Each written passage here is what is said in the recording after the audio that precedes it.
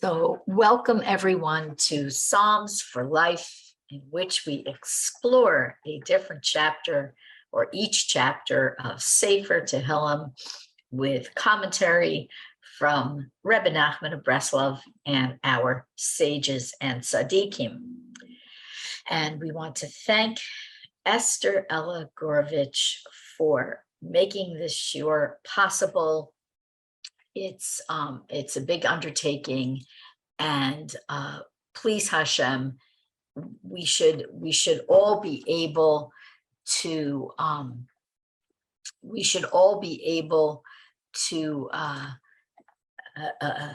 benefit also from learning Tehillim, focusing on Tehillim, and letting all the brachos that are embedded in Tehillim to come out onto us and onto this world, which sorely needs it. We certainly are in a very sore, insane state in this world. Also, I want to thank Naomi Batia for co-hosting and letting people in and out. It's a really big help, and tiskala mitzvahs. Okay. So today we are going to be starting with Psalm 30. We're up to Psalm 30, which is amazing. I can't believe we've covered 30 Tehillim so far. Psalm 30 is a SEGULA, as a salvation from any problem at all. It's also a salvation, specifically, some say, for illness. In the meantime, we could just take it as a blanket recommendation to say this psalm. Okay, so we say this psalm every day. We all say it every day in Shacharis, in the morning prayers, because we begin each day by thanking Hashem when we say Moda'ani, and we continue throughout our prayers. We thank Hashem for every day lifting us up, keeping us going, keeping us strong, bringing us back to life, giving us back our neshamas, our soul, which was up in Hashemayim overnight. And this is an extension of that praise and thanks.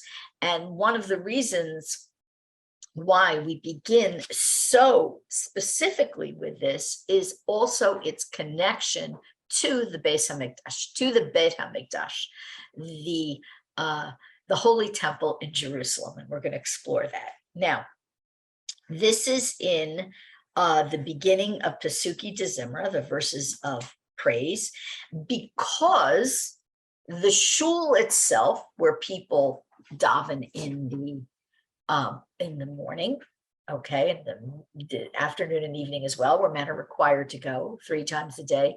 The shul itself is a mikdash ma'at, a mini Beit Hamikdash, and that's what we have in our day, which is really one of the reasons why the shul has sanctity, why a synagogue has sanctity. So when we as women, most women do not go to shul to daven every day. When we say our Pesukei D'Zimra, our morning prayers, and all of it at home, we are infusing our homes with additional sanctity. We're doing it in so many ways at home. I'm going to speak about that briefly. With additional sanctity, so that our homes become a mikdash me'at as well. And if you look at normative Judaism, normative Torah Judaism throughout the world, we can see that the primary place of sanctity is in the home, okay? And it's the woman's job to infuse the home with that sanctity. Now, certainly our prayers are important and vital to creating this aura of sanctity in the home, but so are the other things that we as women do. Most of us are responsible for the preparation of food, for the organization, orderliness, and cleanliness of the home, organizing it, managing it, the shopping, what we bring into our home, making Shabbat, of course, raising the children without negative influences, and not letting negative influences into the home. Now, this may often involve certain media or all media, depending on your outlook. It also can involve setting the tone for the types of conversations we have in the home. What do we speak about? How do we speak about it? And so on. So in order for us to tie into this idea of the Beit Hamikdash, we begin at home.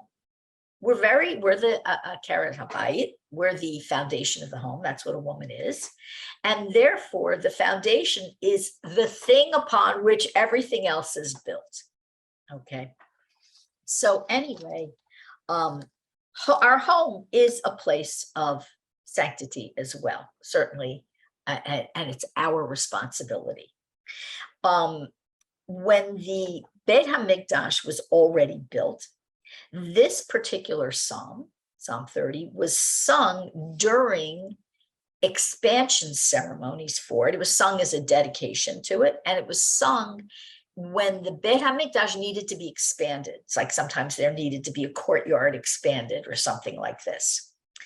And when it was an expansion ceremony, we're told that the Levium would sing this psalm, and they would be accompanied by musical instruments. Okay, today we know we don't have musical instruments in shul, but then, of course, when the Beit Hamikdash will be rebuilt, God willing, very soon, hopefully we won't even have to go through Tisha B'Av fast this year. Mashiach will come, the Beit Hamikdash will be rebuilt. But when we will have the joy of seeing what will be as great or greater than in the times of the first two Batei Mikdash. So then there was, I don't think I want to let that person in, Naomi. Okay. So then there was we had this 72-part harmony that the Levium would sing, accompanied by musical instruments. Okay, and we have to remember, when we look through our Siddur, you sit down and look through it, most of it comes from Sefer Tehillim. And the Sefer Tehillim and the Siddur are arranged by the Anshe Knesset Gedola. They were arranged, okay, by the men of the Great Assembly, the sages and prophets and tzaddikim of the Great Assembly, in a specific order to carry us through spiritually to the point where our prayers would be accepted and we would be cleaving to Hashem. And therefore, the Psalms are said in a specific order in the Siddur. Now, I brought that up not only because of this particular Psalm in the Beit HaMikdash, but also because I got a question from someone who said to me, if I say the Psalms in the Siddur, do I still have to say Psalms each day? And the answer is yes. If you are someone who is committed to saying a certain amount of Psalms each day, we don't double up when it comes to the Psalms in the Siddur. There may be times where you can double up the value of that. That's a whole other discussion. But the Psalms in the Siddur serve a different purpose, okay? They're a different type of purpose. So just because we say them in the Siddur doesn't mean we don't say them again throughout the day. Okay, now, the Mishnah tells us that when the Bikurim, okay, the first fruit offerings were brought to Jerusalem for the holiday of Shavuot, okay, the Levium would also sing Psalm 30. Also, this is the Shir Shel Yom. This is the song of the day. I don't think we're going to let that person in either. We see the information pop up on the screen. This was also the song of the day for Chanukah, okay? Which, of course, what is the meaning of Chanukah? It means dedication or initiation or inauguration. It's related to the word chinuch. We translate chinuch as education, But what it really means is initiating someone into our Jewish knowledge, okay, our Jewish way, the Jewish life. Okay. Sorry about that. I just wanted to report another hack. Some people like to hack the Psalms class. We're probably going to end up creating a registration for it. I don't think we're going to have any choice. Okay. But as we read through this psalm, we're not going to be able to get to all the verses. I've chosen some verses. As we read through the psalm later on today, when we all read the psalm together, you will see that this psalm is alluding to David's sickness. David was sick for a while, for 13 years. This was due to his transgression with Batsheva, say some commentators. There are other opinions as to why as well. But the Ibn Ezra says that the sickness that this psalm is alluding to is also, and even primarily, the sickness of the destruction of the Beit Hamikdash and the galut, the exile. Excuse me, I'm going to remove this person again. Sorry.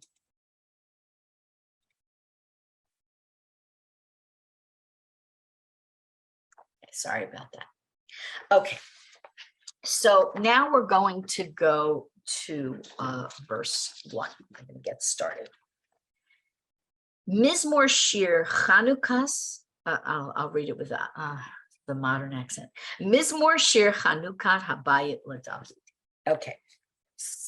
So here we have a verse that says a psalm, a song of dedication and inauguration of the house of David. Okay. So we're saying here, we're using this term zemir, mizmor, okay, and shir. And they can both mean songs and they can both mean song.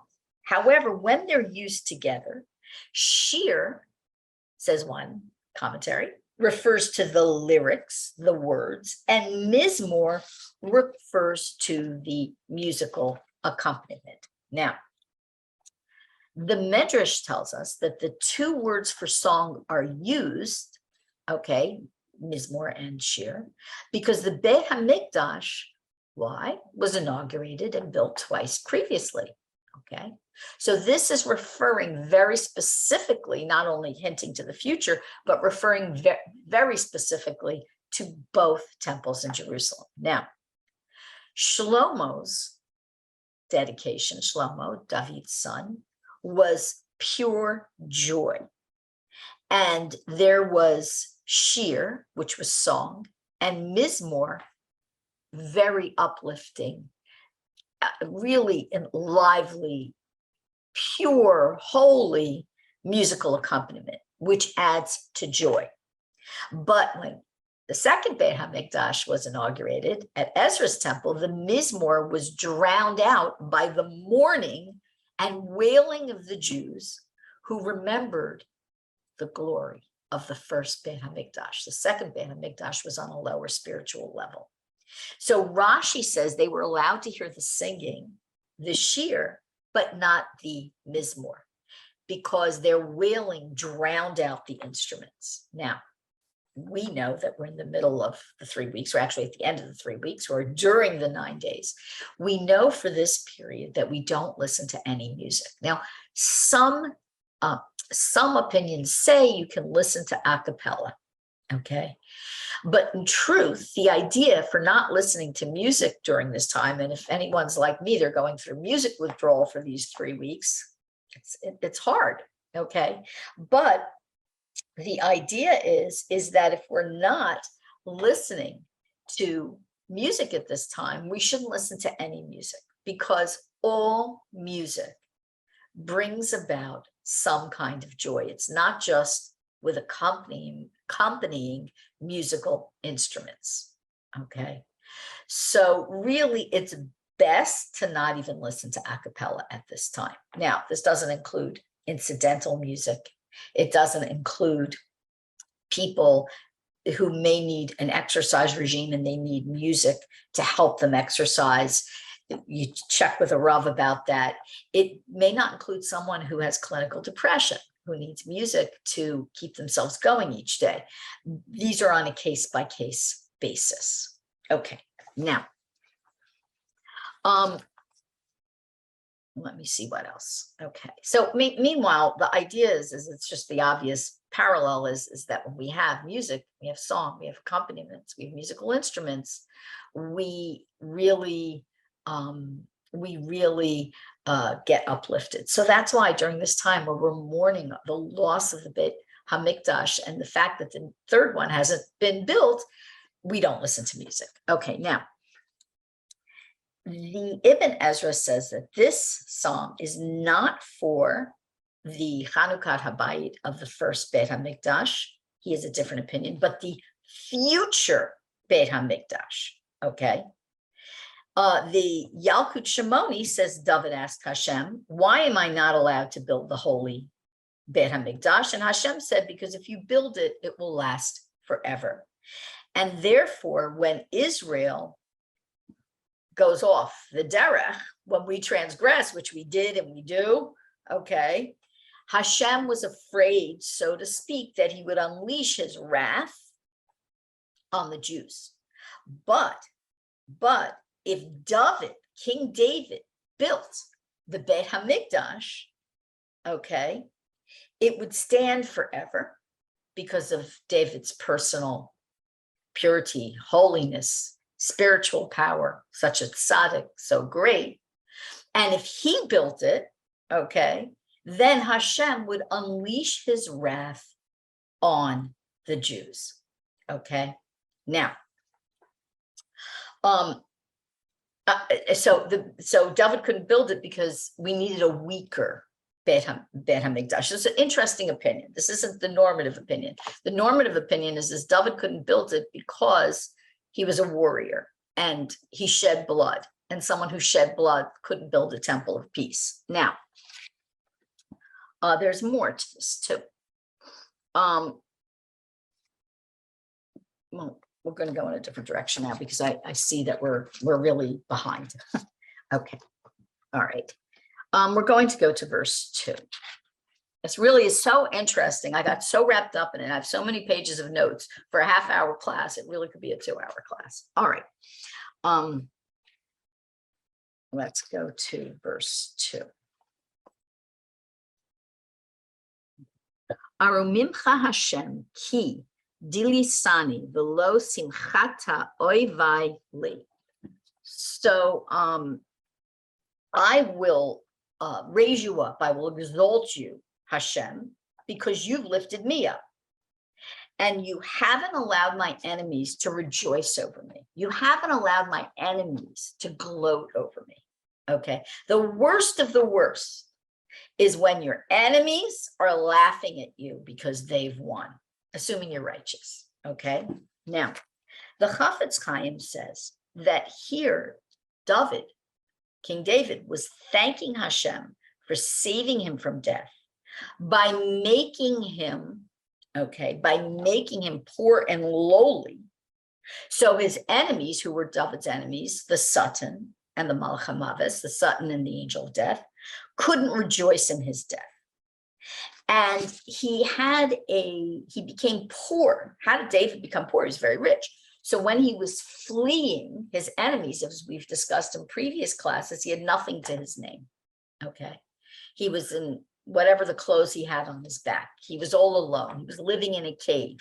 Okay. So when he was poor, he thanked Hashem for this because his poverty saved him from his enemies. How? So there are a few ways of poverty or lowliness or shame, okay, because all of these are really aspects of each other, can save a person from enemies. How? So the first thing is that when someone is poor, nobody has an ayin hara on them. Nobody looks at them and wants what they have. There's no jealousy. Okay, that's number one. Number two, when somebody is poor, okay, and lowly and broken, the straight spiritual forces of negativity aren't attracted to them because they have nothing to take away. Okay, so that would be like the Satan, the Satan, and the angel of death. Okay. Now, we also have another view of poverty that may be hinted to here. When someone loses money, okay, or someone struggles financially, this isn't necessarily a bad thing. It's not necessarily a punishment.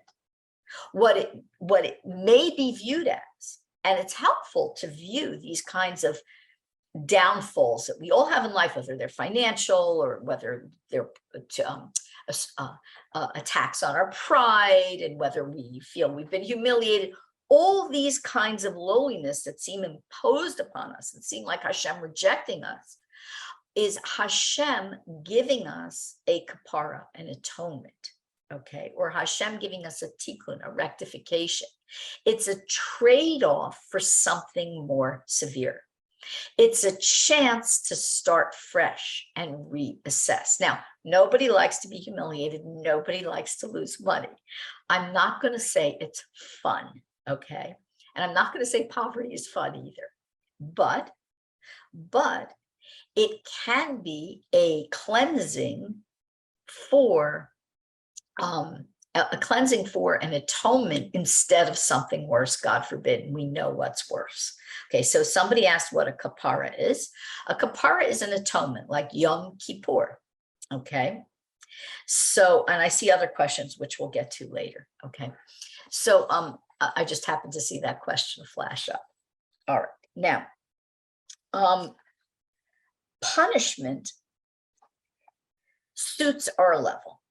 Okay, so someone who is an average person, we may call them a Benoni, okay? Someone who's an average person isn't going to be punished with something majorly severe, okay? Or given a tikkun, a rectification that's going to be unbearable for them, okay?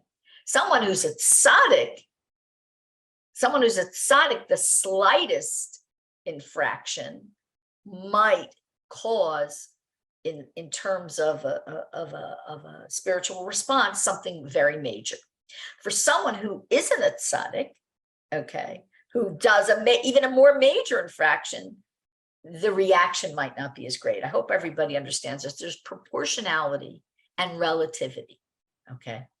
All right, now, I also want to say something else. We all go through things in life, okay? Hopefully, please God, this class, as I mentioned before, should be a merit for people who need Refuah Sheleimah among the sick of Israel. And we go through other things as well. And we have a saying in my house, it's a complicated story. I'm not going to go too into detail today. Better the roof than the goof, okay? Better the roof around us, the material things should be damaged than the goof, the body, because we need this body. We need this body in order to house our soul so we can achieve our tikkun in this lifetime. That being said, experiencing a physical suffering is also a kapara. And if we can pull up from the depths of our heart the way David did, King David did throughout Psalms, you'll see from the depths of his heart, he's still thanking Hashem in the midst of his suffering. If we can pull this up, okay, if we can pull this up even in the midst of our suffering and thank Hashem, we have achieved really a very great thing, a personal achievement, a personal spiritual achievement that really only a Jew with emunah and bitachon can achieve. It's very difficult to do, but it can be done, we know, because King David does it. He's a role model for us, as well as someone who's written words to inspire us. Okay, I'm going to continue. All right. Here in this verse, it says that David was referring to how low he felt when his enemies claimed he would have no portion in Olam Haba. But they were proved wrong, okay? And David's greatness and holiness, so his enemies saw him as very low because of his sin with Batsheva. And however, when they were proven wrong, says the Al-Shir, because when Shlomo HaMelech, David's son, who was 12 years old, okay, when he 12 years old when he was inaugurated the Beit Hamikdash, or when he was anointed king. When he went to dedicate the Beit Hamikdash, the gates wouldn't open. Okay, when he went to do the Chanukah Habayit, the gates wouldn't open. So what did he do? He cried out that they should open in the honor of his father David. And that's how we know, okay, that David's greatness and holiness was never cast down. All right, that's proof. Okay, now I really want to do more verses. It's 11:30 already. I think we're just going to go do a few more verses. If you can't stay, I'm sorry, please catch it on YouTube. I just really would like to do more verses. It's a very important song. Okay, they're all important. That's the problem. Okay, it's not a problem. We're going to go to verse 3, Gimel. Hashem Elokai Shibati Elecha V'tir Pa'ini. So Hashem, oh Hashem, I have cried out to you. Okay. And Hashem, my God, I have cried out to you, and you have healed me. Okay. So what's going on here? So Malbim explains that David is saying he sought his cure only from Hashem. He only relied on Hashem. He didn't even go to a doctor. He was very sick. He didn't even go to a doctor. Why? Because he realized, he knew without a doubt that the source of his illness was that spiritual fall, that transgression with Batsheva. Okay, now, found something interesting in an Art Scroll commentary. Rabbi Avraham Fuhr explains that when the soul is deprived of sanctity, the body can become sick, which we know. Okay, so he sees a relationship between the words chola, a sick person, and the word chol, which is profane. I thought that was really a very interesting little look, and I really like that commentary. So we know in truth that most of us are not at the level where, even if we recognize that there's a spiritual cause to our illness and we are really in our hearts relying on Hashem, we know, and we're crying out to Hashem in prayer and we're doing everything we can, we also know that we'll probably still go to a doctor of some sort. Just because a doctor's alternative, or just because a doctor uses one method of another that you prefer, whether it's allopathic or homeopathic or naturopathic, et cetera, it's still going to a doctor. In terms of the Torah, there really isn't a difference. Okay, in terms of how, I mean, there may be slight spiritual differences in them, but in terms of what we're relying on and what we're going towards, we're still going for medical help. So all lumped under the same. Okay, but we need to remind ourselves to rely only on Hashem. Now, in the okay, so somebody says, I don't go to doctors, I seek all cures from Hashem. Good for you. I seek all cures from Hashem too, but sometimes I go to doctors. And because of that, and Rebbe Nachman's advice with doctors is mixed, as we know. Okay, he says, don't go, but if you need to go to the best. That's what we say in Breslov. But I will tell you that even in his day, Breslovers went to doctors. Okay, now I'm not going to go too much into this. I do want to recommend something for somebody who relies on Hashem, wants to rely on Hashem, but is using an agent such as a doctor or medication or treatment for a refuah, for a cure, for a healing. There's a beautiful prayer. I have found it in the little collection of Bechinos. It's called a Nani. You can buy it online. You could get it in a Jewish bookstore. They have it in Hebrew and English, and I think they have a Yiddish version of it as well. It's in some traditional Hasidic Yiddish Sidurim for women. Beautiful prayer on relying on Hashem, saying that we understand the causes of what we're going through are spiritual, and relying on Hashem but using an agent for a refuah. Okay, we're going to go on. David Sears points out in his book, which I always recommend, The Power of Psalms, we only have 2 volumes of that, much to my disappointment. David Sears points out that Rebbe Nachman says, by crying out in your prayers, Hashem will heal you and forgive you. And the idea is that healing and forgiving are the same thing. Okay, they're the same thing. Got to keep that in mind. All right, we're going to skip and go to verse 6, Vav. Okay, let me just have a sip of tea. I still have my throat thing on top of everything else. Remember, whatever we're focusing on, whatever we're working on, whatever we're learning, we're going to find it coming up again and again in our lives until we've assimilated the lesson and gone to that next spiritual level. That's been my experience. Okay, so Vav. Ki rega ba'apo chayim bertsono be'erev yalin bechi villa boker rina. Okay, so ki rega. Okay, so for a moment, for just a moment, his anger endures. Life. Let me. I actually wrote my own translation here. Let me find it because I find that confusing. Let's see if I can find it. Okay, I'm going to read you this translation. For his wrath lasts but a moment. Life results from his favor. In the evening, one lies down weeping, but in the morning, we sing and ring out in joy. Okay. So Rabbi Chaim Kanievsky says that this verse was chosen for, this particular verse is why this psalm was chosen to begin Pesukei D'Zimra, because it's beginning the morning fresh, ringing out in joy.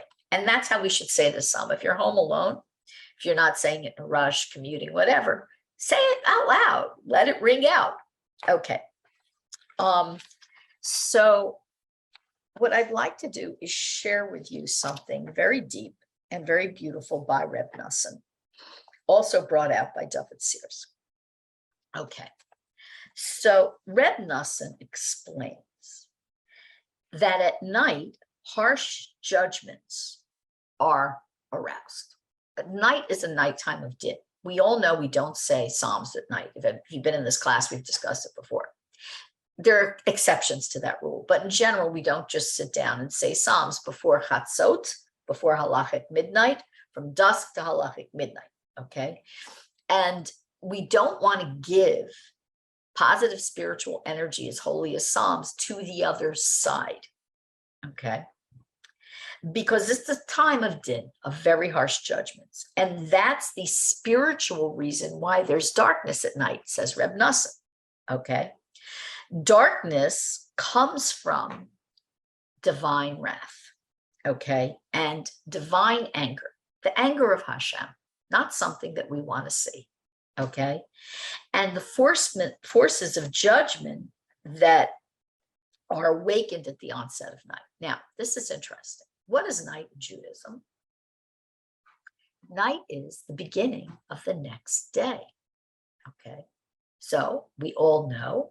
We look on a calendar, we see that night, okay, is the next date on the Jewish calendar. So this is really interesting, okay? Reb Noson points out that Hashem is infuriated. He's enraged every day. It says it, I think, in Talmud. And specifically, because Hashem, in his goodness, renews each day, every day, the work of creation. In other words, at night, okay, Hashem is renewing the work of creation because it's a new day. Yet at the same time, darkness is a sign of Hashem's anger. Let's go with me through this because it's really worth understanding this at the simple level. So the entire work of creation, we all know about the tzimtzum, okay, these these sort of labor constrictions. Okay. And without this, it would be impossible for creation to come into existence. We know that, okay, creation is like a kind of birth, and that in order to come down into the coarseness of material existence, spirituality has to go through a series of contractions. Now, Hashem renews the work of creation each and every day. We know that without, if Hashem wasn't, as it says in the Bahatanya says, if Hashem wasn't focused on us, if his energy and thought and attention and love and creation and renewing powers weren't focused on us and the world would cease to exist. It has to be renewed. In order to renew creation every day, therefore, the act of tzimtzum happens at the start of every day as well, because it's the same process, okay, from the spiritual to the coarse physical. So the universe could not endure without this daily process of creation and recreation. So all the life force and all the lights that are in all of the world throughout creation, says Reb Noson, constantly desire to return to their source. So there's a battle going on.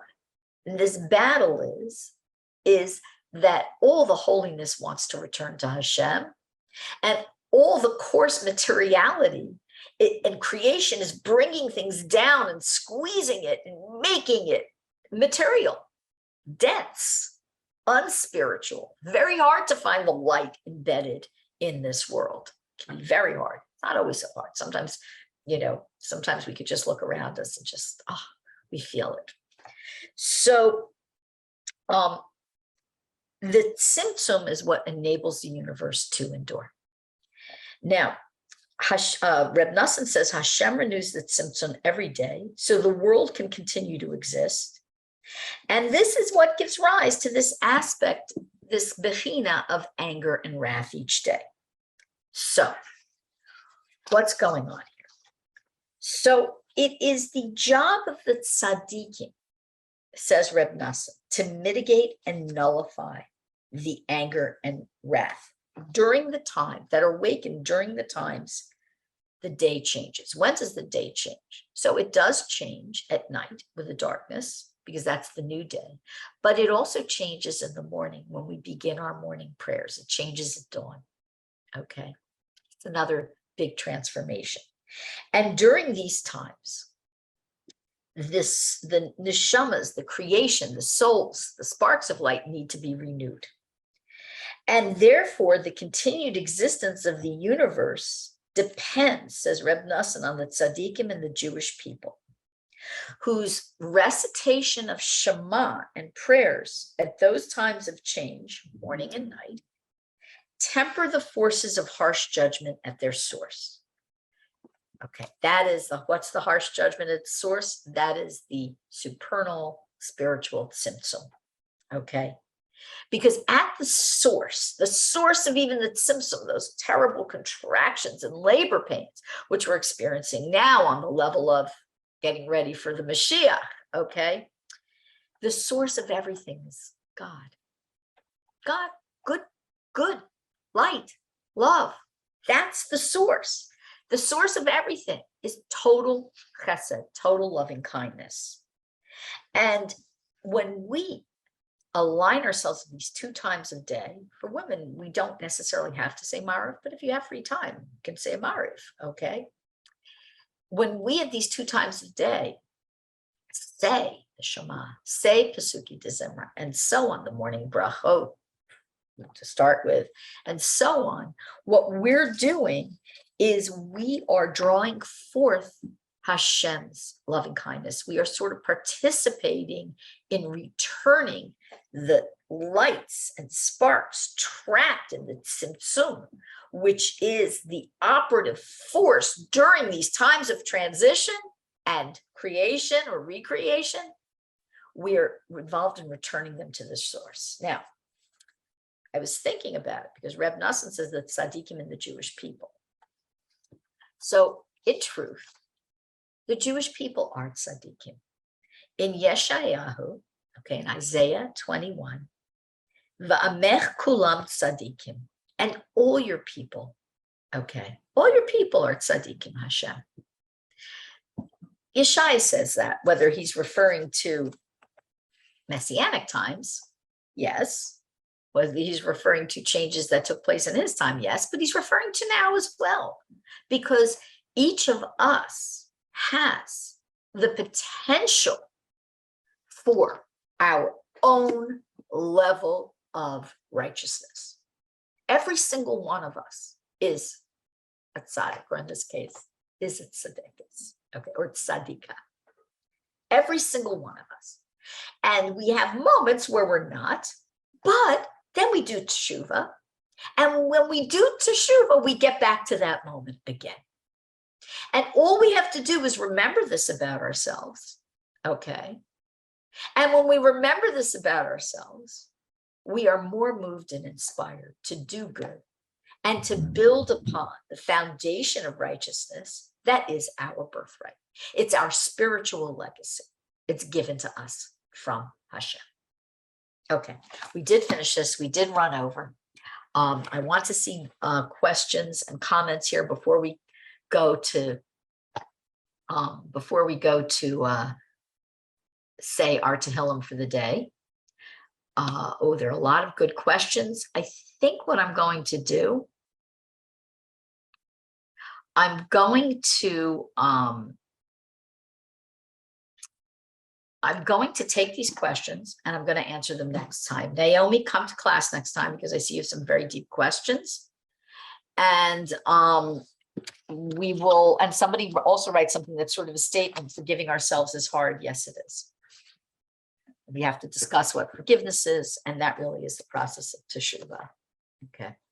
All right. It is hard.